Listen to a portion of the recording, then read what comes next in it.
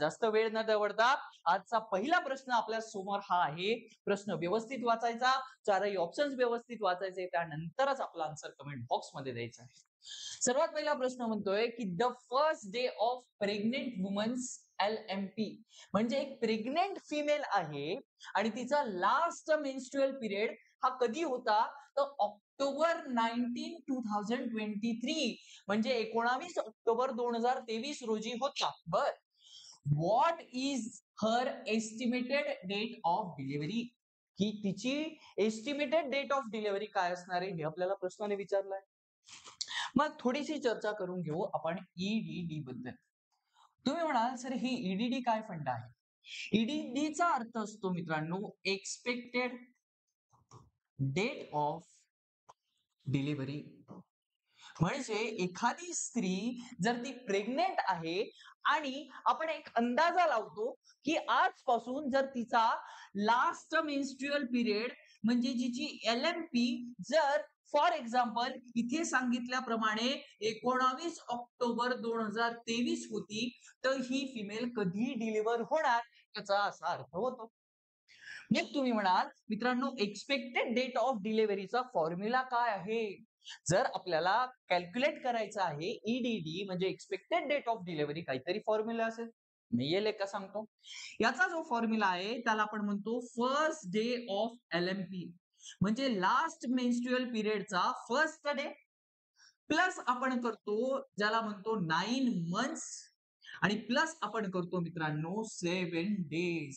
मग पुन्हा एकदा सांगतो की ज्यावेळेस पण आपण ईडीडी कॅल्क्युलेट करतो त्यावेळेस first day of last menstrual period म्हणजे लास्ट मेन्स्ट्रुअल पिरियडचा पहिला दिवस प्लस त्याच्यामध्ये ऍड करतो आपण 9 महिने आणि त्या 9 महिन्यांमध्ये परत ऍड करतो आपण किती?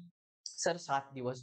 मग ये आपल्याला डेट काय दिलेली आहे पुन्हा एकदा क्रॉस चेक करून घेऊ. 19 ऑक्टोबर 2023 दिलेली आहे. मग आता याचा ईडीडी आपण कसा कॅल्क्युलेट करणार आहोत?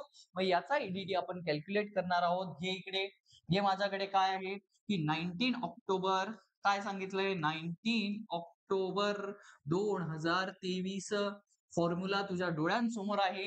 काय सांगितलं? First day of LMP. First day of LMP काय होता? इथे लिहिलेलं आहे की last menstrual period was October 19 2023. मग आता सर काय आहे? सर 19 ऑक्टोबर आहे. फॉर्म्युला काय म्हणतोय? 19 ऑक्टोबर म्हणजे हा LMP झाला. एक गोष्ट समजली.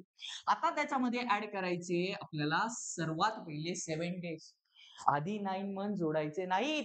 सरांनी शिकवलेलं आहे की ज्यावेळेस पण LMP आहे त्या LMP मध्ये किती दिवस ऍड करणार? सर 7 दिवस. मग हे 19, 20, 21, 22, 23, 24, 25 आणि 26. मग मला कळालं की याच्यामध्ये ज्यावेळेस मी 7 दिवस ऍड केले किती आली तारीख? तारीख आली 26. मग आता या 26 तारखेमध्ये काय कर? ऑक्टोबरचा महिना तुला दिलेला आहे त्याच्यामध्ये 9 महिने ऍड कर. ऑक्टोबर सोडून दे. नोव्हेंबर, डिसेंबर, जानेवारी, फेब्रुवारी, मार्च, एप्रिल, मे, जून, जुलै.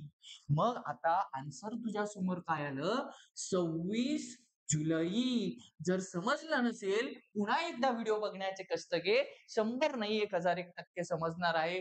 बघ आन्सर मध्ये कुठे दिलेला आहे का? जुलै 26 2024. आणि 24 कसं आलं? कारण की 23 चा महिना होता. 23 वर्ष होतं. 23 मध्ये या ऑक्टोबर नंतर जर आपण पुढे काउंट केलं 9 महिने ऍड केले तर हे 2024 होतं. आय होप सर्वांना समजलं असेल. कोणाला कोणत्याही प्रकारचा डाऊट याच्यामध्ये नसणार आहे. जर डाऊट असेल पुन्हा एकदा व्हिडिओ बघा. 100% तुमचा डाऊट क्लिअर झाल्याशिवाय राहणार नाही. आणि जर व्हिडिओ आवडला तर कमेंट करायला लास्टला विसरायचं नाही. So let's move to the next question. आता इथे बोलतोय कवी